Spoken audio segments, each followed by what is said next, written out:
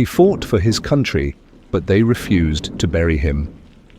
Short after the truth linked out, all his enemies killed themselves one by one. He carried the letter like a wound. Every mile the train devoured brought him closer to a reckoning he'd tried to bury for half a lifetime. The rhythmic clatter of the train wheels hummed like a heartbeat, steady, unrelenting, counting down the seconds until he would have to face the promise he'd made decades ago. Clarence Delroy, 82 years old, a veteran of wars both abroad and within himself, stared out the window as rain streaked the glass in grey rivulets. Washington, D.C. loomed ahead like a waiting tribunal, ready to judge him for sins that had slept too long. The leather satchel on his lap felt heavier than a coffin. Inside it, a single envelope addressed in trembling pen, Mr. Clarence Delroy. His name looked foreign to him now, like the signature of a man he no longer recognized. Memories bled into the present as he sat in that seat, recalling the jungle heat of Vietnam, the smell of napalm and gun oil and fear. He saw Thomas Beckett's face again, young, determined, eyes sharp, even as blood soaked the front of his uniform. "Promise me, Clarence, if I don't make it home, you'll watch over my name, my daughter, my reputation. Promise me, brother." Clarence had gripped his friend's hand so tight, it felt like they were anchoring each other to this world. "I promise, I swear it." That promise had defined his life for decades, a quiet loyalty that demanded silence, even when the truth threatened to eat him alive. And now, Thomas Beckett was dead. A funeral at Arlington National Cemetery. A daughter he barely knew had sent him that letter, her words trembling on the page, "Please escort to front." I believe you carry something he wanted the world to know. It wasn't just a request, it was an accusation. It was a summons to the past, a past that Clarence had spent 50 years trying to outrun. The train hissed as it pulled into Union Station. He rose slowly, joints protesting, and shuffled down the platform. A uniformed officer, Lieutenant Caroline Hughes, watched the crowd with a hawk's gaze, her posture rigid, her uniform crisp as a blade. She stepped forward, voice even, but commanding. "Sir, can I see your invitation?" Clarence fumbled in his coat pocket, heart thudding like a drumbeat of guilt. "Yes, ma'am, here it is." She scanned the paper, eyes narrowing slightly. "Escort to front? That's unusual. Wait here a moment, please." She turned away, radio crackling with static as she spoke in low tones. Clarence could feel the weight of suspicion settle on his shoulders. He'd been here before, questioned, doubted, distrusted. Only this time the questions were bigger than his own survival.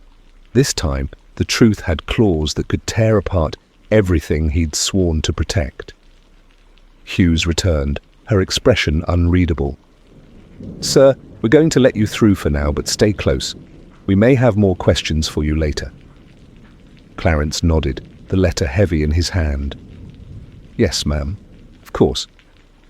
He took his first steps toward the cemetery gates, toward the funeral of the man who'd saved his life and ruined his soul in the same breath, toward the truth that refused to stay buried. In the hush of the station, amid the shuffle of strangers, Clarence Delroy carried a secret heavy enough to crack the earth beneath his feet. A promise kept, or a truth betrayed. That was the question. And in the chapters that would follow, the answer would come. Please subscribe to this channel to assist our effort. Rain fell in relentless sheets, a grey curtain that blurred the headstones into a single sea of granite and grief. Arlington National Cemetery held its silence like a challenge. Rows of white markers standing at attention in solemn ranks, each one a story unfinished, a promise unkept. Clarence Delroy's shoes squelched in the mud as he approached the gravesite, his hands trembling around the envelope that had become an anchor to the past. A small cluster of mourners huddled beneath black umbrellas, faces hidden, eyes red. The chaplain's voice rose and fell in the wet wind, reciting prayers that felt as distant as the horizon. He paused, glancing at Clarence with an unspoken question. "Sir, if you'd like to say a few words." Clarence stepped forward, the world shrinking to the narrow space between him and the casket draped in the flag. He cleared his throat, but the words stuck like thorns. "Thomas Becket was my brother in arms," he began, his voice cracked and low, barely carrying over the rain. "He was the kind of man who would give everything he had, and did. We fought together in places the world's already forgotten. I made him a promise then, and I've carried it with me every day since."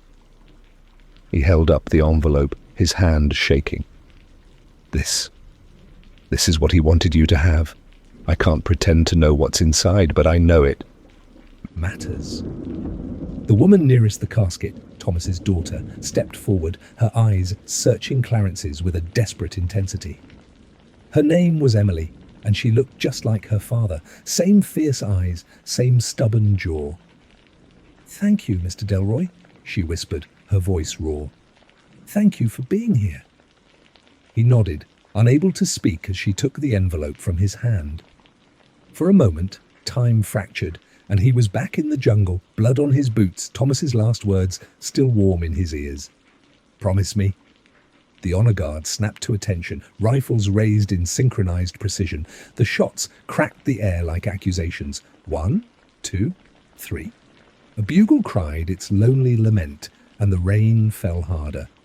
Clarence turned away, heart pounding like a drumbeat of guilt. He'd done his duty, or had he? The secrets he'd kept were heavier than any coffin. As the mourners drifted away, he saw Lieutenant Hughes standing near the road, her eyes fixed on him. She approached, her steps measured. "Mr. Delroy?" she said, her voice calm but edged with suspicion. "We'd like to ask you some questions about Thomas Becket's time in Vietnam. There are discrepancies we'd like to clear up." Clarence felt the ground shift beneath his feet. The ghosts of the past had finally come to collect. He straightened his spine, rain dripping from his hat, and nodded. "Of course, Lieutenant. I have nothing to hide." But even as he said it, the lie tasted like ash on his tongue. The past had always been waiting for this moment, and the truth was about to break free, no matter how hard he'd tried to keep it buried. Rain battered the windshield like 1,000 tiny hammers as Lieutenant Hughes drove, wipers swishing a desperate rhythm. Clarence Delroy sat stiffly in the passenger seat, the envelope resting on his lap like a loaded weapon. He hadn't dared to open it, not yet. Emily Beckett's tear-streaked face haunted him, her father's eyes looking out from beneath that funeral umbrella, seeking answers he'd never wanted to give. Hughes's voice sliced through the hum of the engine. "You said you fought with Thomas Becket in Vietnam," she began, her tone carefully neutral. "But the records show you were in Cambodia during the Tet Offensive, nowhere near his unit's last position." Clarence shifted uncomfortably, his hands curling around the envelope. "Records get lost," he muttered, his voice gravelly.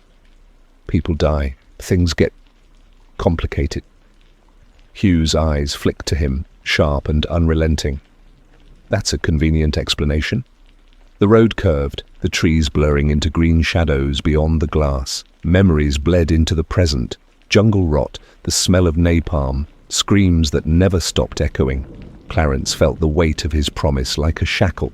He'd sworn to protect Thomas Becket's legacy, to keep the darkness buried where it belonged.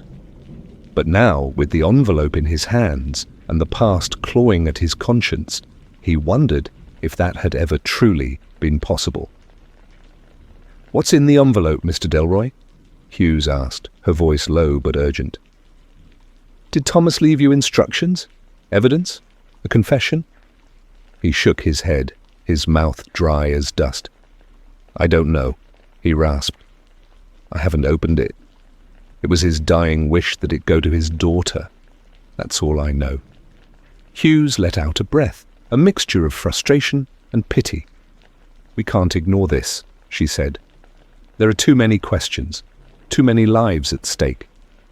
Clarence closed his eyes, the rain a steady tattoo against his thoughts. He'd survived war, betrayal, and the slow decay of secrets, but nothing had prepared him for the weight of this moment. "Then open it," he whispered. "Do what I couldn't." Hughes took the envelope gently, her latex gloves squeaking against the damp paper.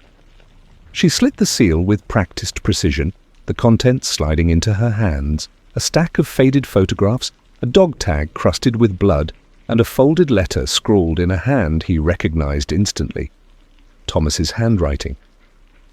She unfolded the letter, her eyes scanning the page. The car seemed to disappear, the world shrinking to the sound of rain and the scratch of ink on paper. Her lips moved silently as she read, her expression shifting from confusion to shock. Finally, she looked up at Clarence, her face pale. "This changes everything," she said, her voice trembling. "It's not just about Vietnam, is it?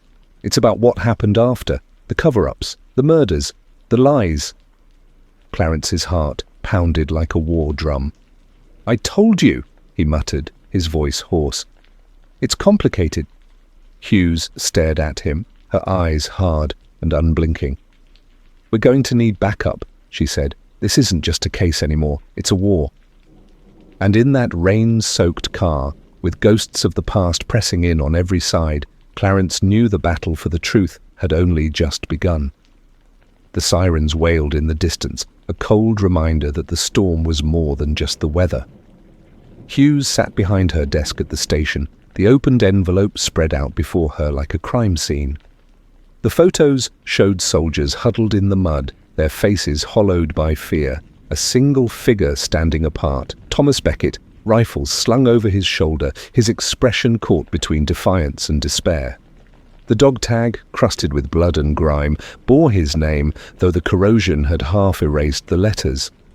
But it was the letter that chilled her the most, a confession, half plea, half warning, scribbled in a trembling hand that belonged to a man on the edge of his sanity. Thomas had written about atrocities that no one wanted to believe. War crimes buried by politics and silence.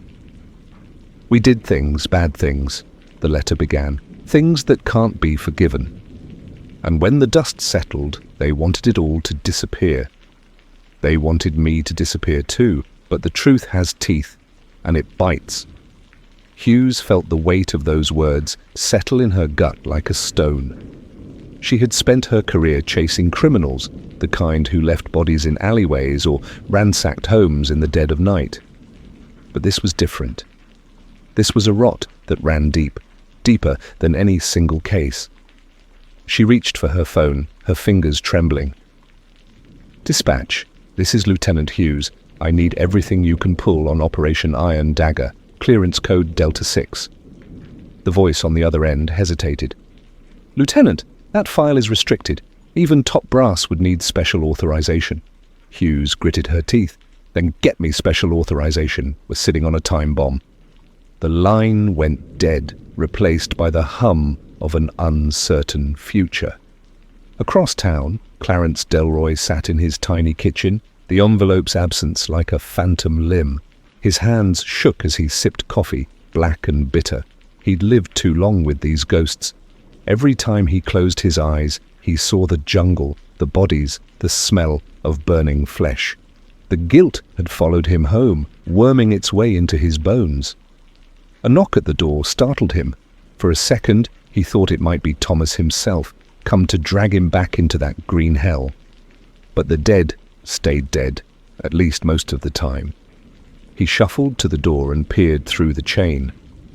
Two figures in dark suits stood outside, rain dripping from the brims of their hats. Federal agents. He could smell them. "Mr. Delroy?" the taller one asked, flashing a badge. "We need to talk about Vietnam." Clarence's stomach dropped. They'd found him. All the running, all the hiding. It was over. He opened the door slowly, his voice a croak. "I already told the lieutenant everything," he lied. The shorter agent shook his head. "Lieutenant Hughes is part of the problem now. This goes all the way to Washington." Clarence's blood ran cold. "You're telling me she's dirty?" The taller agent's eyes were hard. "We're telling you she's expendable." The words hit him like a bullet. He'd fought too long to see another good cop go down. He had to warn her, but before he could move, The taller agent's hand shot out, grabbing his arm in a vice grip. "You're coming with us," he growled. The world spun. The rain outside turned to sleet, icy needles on his face as they dragged him toward the waiting car. And in that frozen moment, Clarence knew the war he thought he'd left behind was just beginning. Lieutenant Hughes stared at the grainy footage on her monitor, eyes scanning for any sign of the men who had taken Delroy. Traffic cameras showed a dark sedan, tinted windows, license plates obscured by mud. It was an operation. Clean, precise, no witnesses willing to come forward. She leaned back in her chair, a dull ache throbbing at her temples.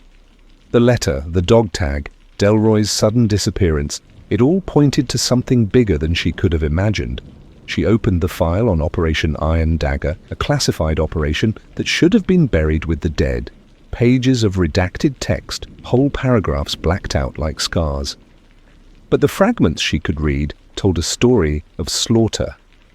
A village burned to the ground, civilians executed, soldiers ordered to clean up the mess and bury the truth. Thomas Becket had been there. So had Clarence Delroy. So had others. Names she recognized from the military database. Men who had vanished from the system like ghosts. The pieces of the puzzle lay scattered, each one a shard of a dark mirror reflecting back her own face. She picked up the phone again, dialing a number she hadn't used in years. "Carter, it's Hughes," she said when the voice answered. "I need a favor." Carter was a war correspondent who had seen more than any camera could capture. He was her last lifeline. "How deep are you in, Hughes?" Carter's voice crackled over the line. "Deeper than I'd like," she said. "They're erasing people, Carter. I need whatever you have on Iron Dagger. Names, reports, anything." There was a long pause. "You're playing with fire," he said finally. "I know," Hughes replied. "But I'm done letting the dead bury the dead." She hung up and stared at the dog tag on her desk, her reflection warped in its tarnished surface. Outside, the rain had turned to snow, flakes swirling in the wind like ashes. In the darkness of a shuttered hotel room across town, Thomas Becket's battered face stared back at himself in a cracked mirror. His hands were raw, knuckles split from the fight to survive. The knock on his door had come at midnight, a coded rap only he would recognize. He opened it to find a man in a hooded jacket, face hidden in the shadows. "They're coming for you, Thomas," the man said. "They know you have the letter." Thomas's voice was a rasp. "I didn't send it to them. I sent it to the world." The man pulled back his hood, revealing a face Thomas hadn't seen in decades. "Delroy's gone," he said, "and you're next." Thomas felt his blood turn to ice. "I'm done running," he said, his voice low. "If they want me, they'll have to kill me." The man nodded once, a grim smile flickering in the gloom. "Then let's give them hell." Back at the station, Hughes gathered her files and stepped into the cold. The snow stung her cheeks, but she welcomed the bite of the wind. It meant she was still alive. She walked to her car, every sense on high alert, because she knew the eyes watching her weren't the kind you could see in a rearview mirror. The game had begun, and there was no turning back. The snow had stopped by the time Lieutenant Hughes reached the old mill on the outskirts of town, its blackened timbers leaning like the ribs of some ancient beast. She killed the headlights and coasted to a stop, heart pounding. This was the place Carter had told her about, a safe house he'd called it, though nothing about it felt safe. The wind rattled loose boards, whistling through broken windows. She climbed out of the car, her boots crunching on frozen ground. The air smelled of decay and oil, a scent that clawed at the edges of memory. Pushing open the door, she entered a room half-eaten by shadows.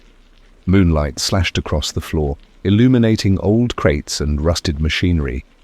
A single lantern glowed in the far corner, casting a circle of trembling light. Thomas Becket sat beside it, his face drawn and hollow. A gun lay on the table between them, black metal reflecting the trembling flame. "They're closer than you think," he rasped. "I've seen them, watching the watchers. The agency, the private contractors, hell, even the cops. They've all got their knives out. Hughes set her files down, her breath fogging in the cold. "Delroy's gone," she said. "And I think I'm next." Beckett's eyes flickered to the gun, then back to her. Delroy was the last thread. Now they're tying off the loose ends. He slid a battered folder across the table. Iron Dagger wasn't just a clean-up operation, it was an experiment. They didn't just want to kill, they wanted to see what we'd do, how far we'd go to bury the truth. Hughes opened the folder and the darkness spilled out. Photos, reports, classified memos, all the horrors that had festered beneath the surface. Dead civilians, burnt villages, soldiers with 1,000-yard stares. Her stomach twisted, but she forced herself to look. "Why come to me?" she asked, voice barely a whisper. "Because you still believe in something," Beckett said. "You still think there's a line you won't cross, and that's exactly why they'll try to break you." A sound outside, a crunch of snow, too deliberate to be the wind. Hughes stiffened. Beckett's hand closed around the gun, his finger tight on the trigger. "We don't have much time," he growled. Hughes rose, pulling her service weapon, her heart hammering so loud it drowned out every other sound. Footsteps approached, slow and steady, each one a nail in the coffin of her old life. Shadows moved at the broken window, a face, a glint of steel, a voice, calm and cold. "Lieutenant Hughes, put down the weapon." She knew that voice, Agent Monroe, the one who had been following her since the beginning, the agency's bloodhound. "It's over," he called. "Give me the files and walk away." Hughes gripped the folder so tightly the edges cut into her skin. She looked at Beckett, his eyes fierce and unyielding. "What do we do?" she asked. Beckett smiled, a wolfish grin. "We fight." The door burst open, and the night exploded with light and noise. Gunshots cracked like thunder, the room lit by muzzle flashes. Hughes dove behind a crate, adrenaline scorching her veins. Beckett fired back, a roar of defiance. The shadows danced in the chaos, faces twisted in fury. Hughes felt the folder slip from her hand, pages scattering like ashes in the wind. This was the House of Shadows, and tonight the shadows came for them all. The wind wailed through the broken windows of the mill, a mournful dirge that set Hughes's teeth on edge. Smoke hung heavy in the air, thick with the smell of gunpowder and scorched wood. The gunfire had stopped, but silence felt even more dangerous than the bullets that had ripped through the darkness just moments before. Beckett's body lay still, slumped over the crate that had given him cover. Blood pooled around his chest, a dark, spreading shadow. Hughes felt a scream build in her throat but forced it down. No time for grief. She crouched low, her service weapon drawn, eyes scanning the room for any movement. She could feel them, shadows behind the walls, eyes in the dark. The agency's operatives were trained for this, bred for it. She knew their tactics because she'd studied them, but now it felt like they'd read her mind. Every move she made anticipated. Footsteps echoed across the floorboards. Agent Monroe's voice cut through the gloom like a blade. "Lieutenant Hughes, it's over." Drop the gun. She felt the tremor in her hand as the memories came flooding back. The mission gone wrong, the children in the village, the lies she'd been told. Iron Dagger wasn't just a cover-up, it was a test, a laboratory of human cruelty. She'd seen the reports, the photos that would never leave her nightmares. "Don't do this," Monroe said, stepping into the light, his weapon trained on her. His eyes were dead calm, like a shark's. "Give me the files and walk away. This doesn't have to end like this." But Hughes knew it had always been meant to end this way, from the moment she first questioned the mission, from the second she chose to look behind the curtain. She shook her head, voice trembling, but clear. "You can't bury the truth."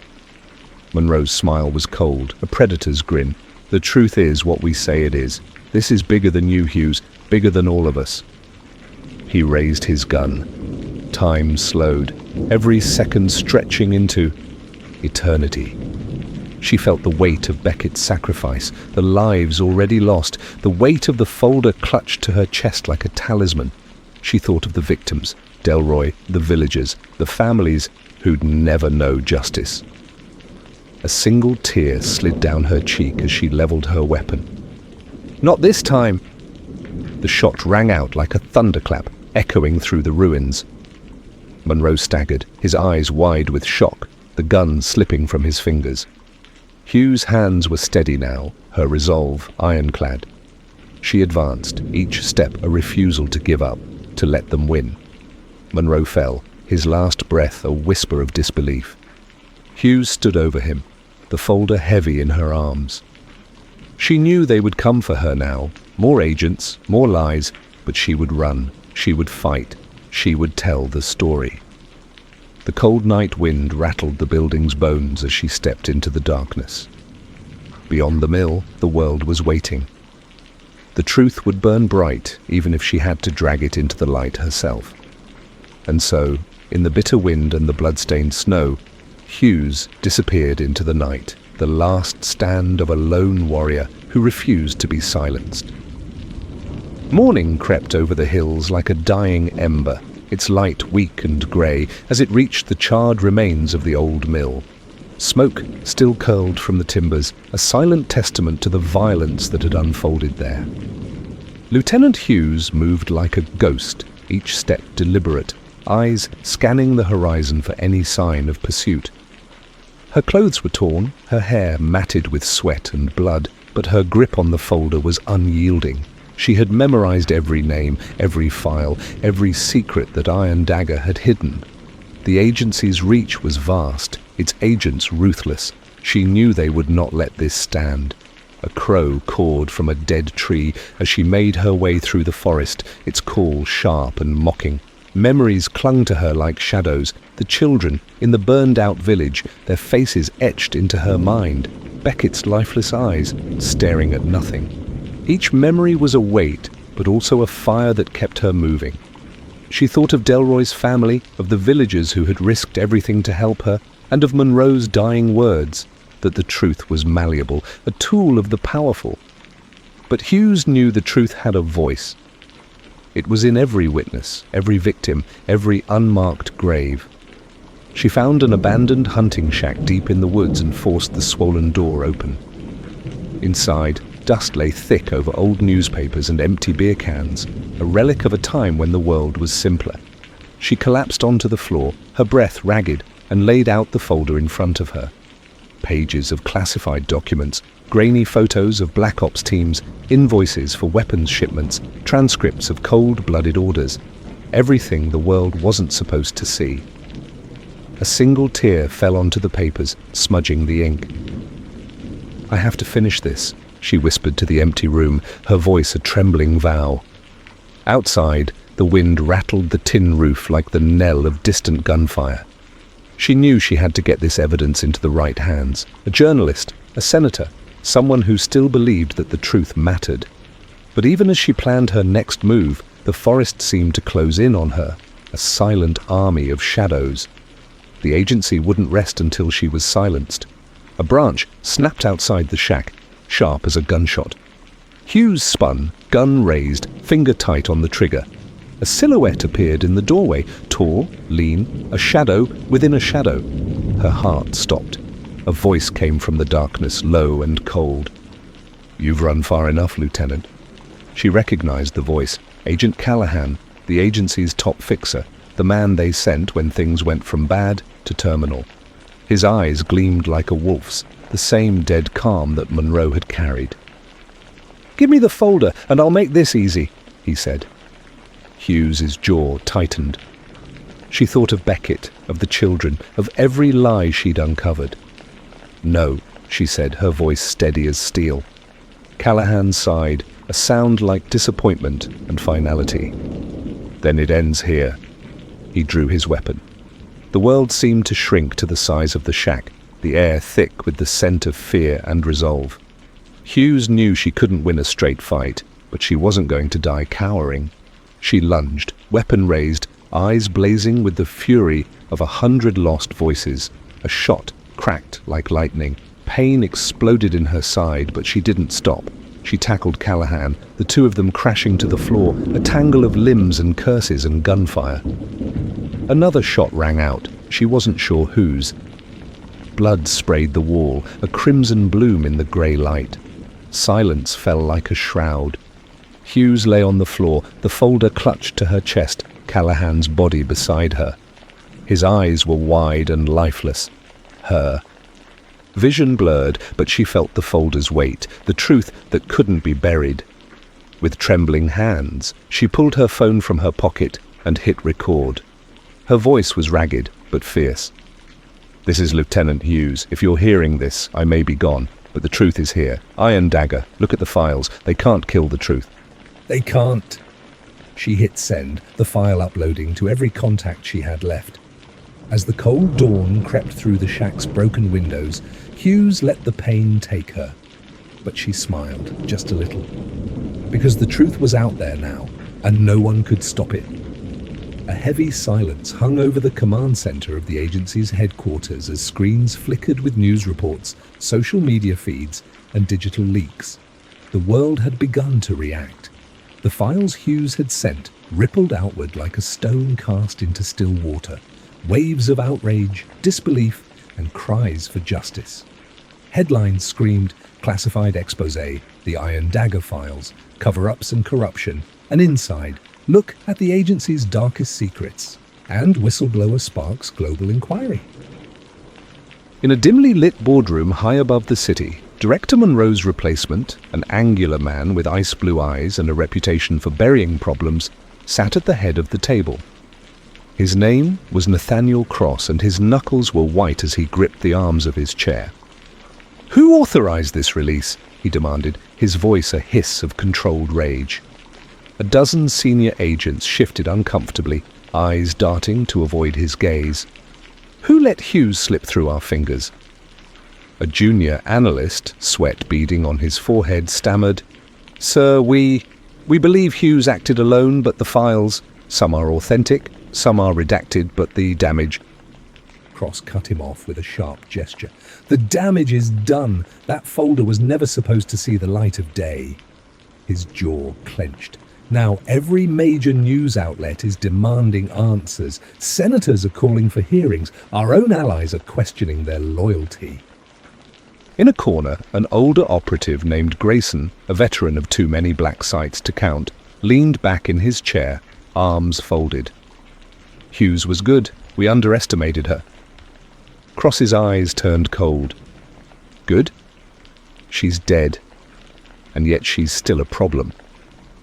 Outside the glass walls of the boardroom, the city pulsed with a new, restless energy.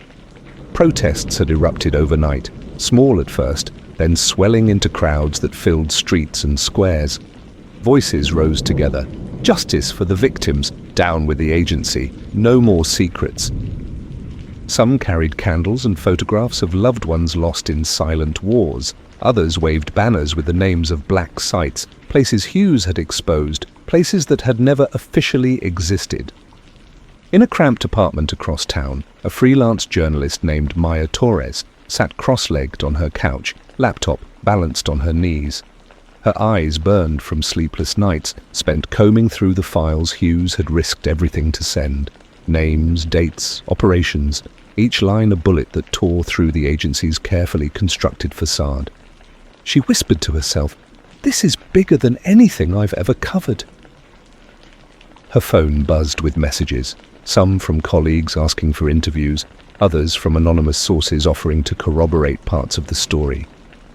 Each message felt like a fuse, lit and hissing toward a powder keg. A sudden knock rattled her door. Maya's heart leapt. She reached for the small revolver she'd hidden beneath the couch cushion, a relic from her days reporting in conflict zones. "Who is it?" she called, voice tight. A man's voice, calm and low. "Maya Torres? I'm with the Washington Post. We need to talk." She hesitated, then opened the door just a crack. The man held up a press badge, his eyes earnest but wary. "I saw the files you posted. I want to help you get the story out. Properly." Maya let him in. Tension still coiled like a spring in her chest. "I've got every major outlet knocking at my door," she said, "but I want to make sure this story doesn't get buried or twisted." The reporter nodded. "We'll publish everything, but you need to be careful. If the agency wants to kill this story, they'll come after you." Maya thought of Hughes, of the voice memo she'd left behind. She remembered the steel in Hughes's voice. They can't kill the truth. She straightened, resolve hardening. Then let them come. We'll be ready. As dawn bled into the horizon, the world shifted on its axis.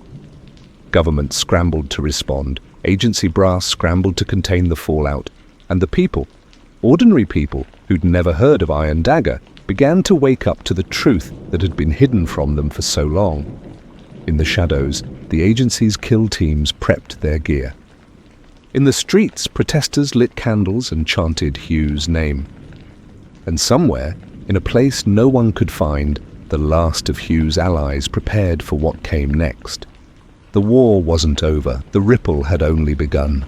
Night crept over the city like a silent predator, its darkness pooling in the alleys and between the towering glass structures that housed the powerful and the afraid.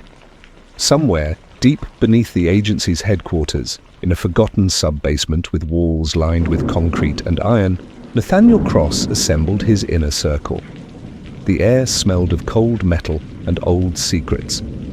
"Find them all," he growled, voice thick with venom. "Every whistleblower, every loose end. We need to send a message that no one crosses us." Grayson, his shadow, nodded. "We have a lead on the last safe house Hughes's people might be using. We can send in a team tonight." Cross's eyes glinted. "Do it!" Meanwhile, across the river, Maya Torres paced inside the cramped safe house, her nerves taut as barbed wire.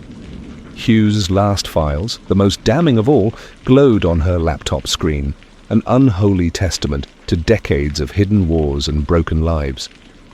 Her hands shook as she scrolled through page after page of names, victims, agents, innocents who'd vanished in the dark. Beside her, an ex-cyber-ops specialist named Darius tapped at his own keyboard, tracing digital footprints and scraping encrypted logs. "We've only got hours before they triangulate us," he said, his voice low and urgent. "We need to get this out to every news outlet at once." Maya nodded. "We can't let them bury this. Too many people have died already." Outside, the city was a battlefield waiting to ignite. Protesters' chants rose from the streets, candles bobbing like fireflies in the dark. "Justice for Hughes," they cried. "End the secrecy. End the lies." A sudden crash, glass shattering. Maya spun around as the door splintered inward. Dark figures flooded the room. Agency kill team, black-clad and faceless, moving like phantoms. Gunshots erupted, muzzle flashes strode the shadows. Darius lunged for his laptop, fingers flying over keys as he launched the files into the digital ether. "Uploading! No matter what happens!" A bullet caught him in the chest, and he collapsed, eyes wide with determination as the screen went black. Maya screamed, diving for cover as the team swept through the room, efficient and merciless. Sparks flew as rounds chewed into the walls. Then, a deafening roar. An explosion tore through the safe house, the world splitting into chaos and flame. Outside, protesters ducked and scattered as debris rained down. Sirens wailed. The city's heartbeat quickened, every street now a front line. From the wreckage, Maya crawled, her hands slick with blood. Hers, Darius, she couldn't tell. She clutched a scorched hard drive, its metal casing warm against her skin. The last copy, the last hope. Footsteps pounded on the pavement. Agency operatives in unmarked vans, their engines growling like wolves. Maya ran. Through the smoke and sirens, she ducked under broken fences, through alleyways, every muscle screaming. She could hear them behind her, Cross's dogs, relentless, unyielding. Ahead, the protesters saw her. Faces turned, cell phones rose. Maya stumbled into the circle of light from 100 phones filming, broadcasting. She raised the hard drive above her head. "They tried to kill us to bury the truth," she shouted, voice ragged, "but they can't kill all of us." The crowd roared, a tide of voices rising in defiance. Sirens wailed, Cross's operatives froze. In that instant, the darkness fractured. The hard drive slipped from Maya's trembling hand, and a young protester caught it. Others formed a shield around her, arms linked, their faces grim with determination. Nathaniel Cross's men hesitated, uncertain. Cameras glared at them. Grayson's voice crackled in Cross's earpiece. "Sir, we're live! The whole world is watching!" Cross's rage burned. But even he knew there were lines you didn't cross on live feeds, at least not if you wanted to maintain the illusion of control. He spat the order through gritted teeth. "Stand down!" The operatives melted back into the shadows, vanishing like wraiths. Maya, battered and bloodied, wept with relief as the crowd surged forward, their voices rising into the night. Above them, on every screen in the city, the files Darius had uploaded appeared, each one a bombshell, a testament to the agency's crimes.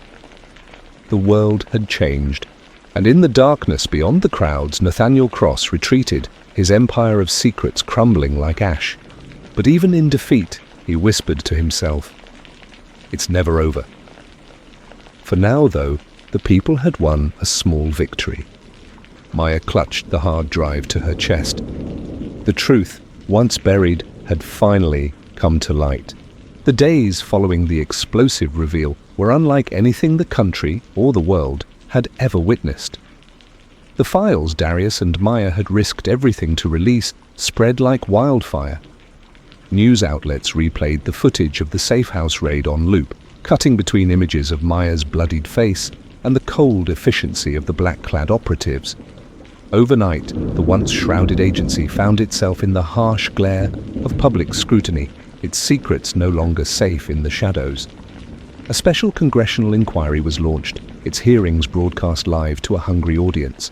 Survivors of the agency's covert operations testified, their voices trembling but resolute, recounting decades of black sites, psychological manipulation, and the hush-hush disappearances of political dissidents. For every accusation, the agency scrambled to respond, denials, partial admissions, then eventual confessions as the evidence stacked too high to ignore. Nathaniel Cross, the man who had once ruled the agency's shadow empire, faced his own reckoning. His face, once hidden behind encrypted files and secret corridors, now glared from every newspaper and screen, his name synonymous with the worst of the agency's abuses. Protesters demanded his arrest, some even called for his execution. His arrest came swiftly, a midnight raid on his penthouse, cameras capturing the moment as heavily armed marshals led him out in cuffs. In the weeks that followed, new laws were proposed to dismantle the agency, to redistribute its power under civilian oversight, and to ensure that the horrors revealed could never happen again.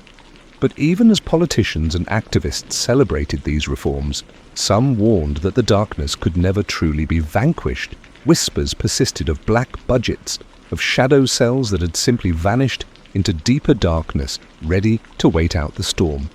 For Maya, the aftermath was both victory and heartbreak.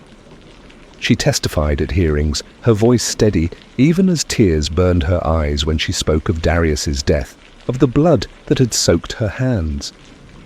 She found herself both hero and pariah.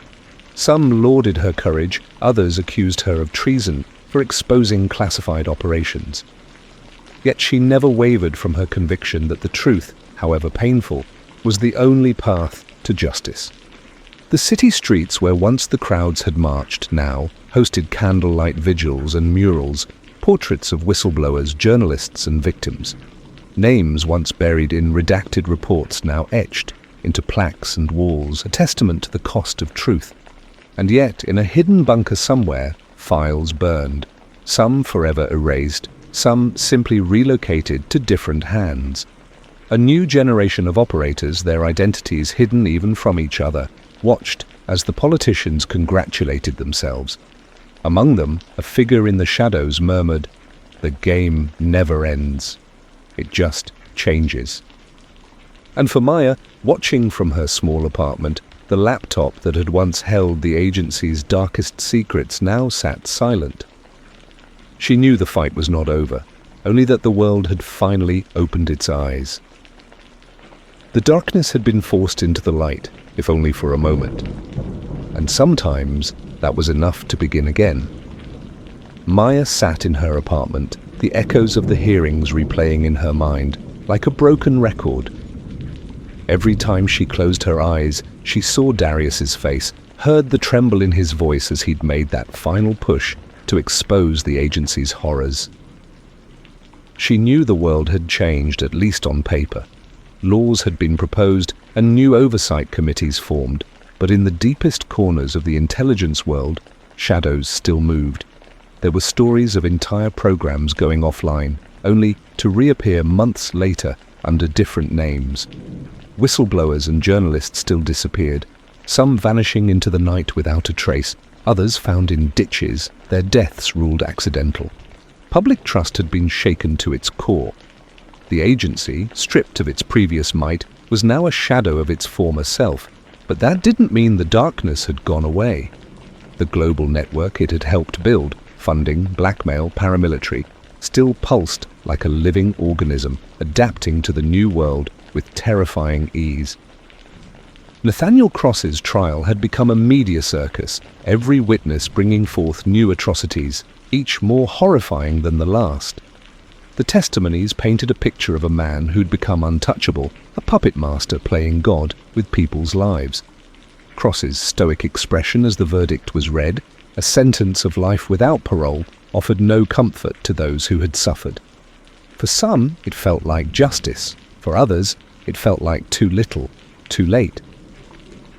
Outside the courthouse, protesters chanted his name, some demanding his death, others demanding his redemption. The country felt divided, torn between a thirst for vengeance and a desperate need to heal. Meanwhile, politicians gave impassioned speeches promising reform and transparency. Yet, in backrooms and secure facilities, the old guard whispered of ways to bring the agency back, this time under a new banner, with a new face. For Maya, the road ahead felt uncertain. The truth had come out, but the scars ran deep. She'd become both a hero and a symbol of the price of truth, a cautionary tale for anyone who dared challenge the establishment. She'd given everything, lost everything. Yet even in her quiet moments, she couldn't silence the voice that told her it had been worth it. One night, alone in her apartment, she looked at the city skyline and thought about Darius. She wondered if, somewhere in the dark, he'd found peace. She wondered if he'd be proud of what they'd done, of the world they'd helped open its eyes to. Outside her window, sirens wailed, a reminder that the fight was never truly over. As the city lights flickered and the shadows shifted, she whispered to herself, "The darkness will always be there, but so will I." And with that, she closed the laptop, took a deep breath, and prepared for whatever came next. The war might never end, but as long as she drew breath, she would be ready. Kindly subscribe to our channel to bring you a lot of untold truth that the world is hidden.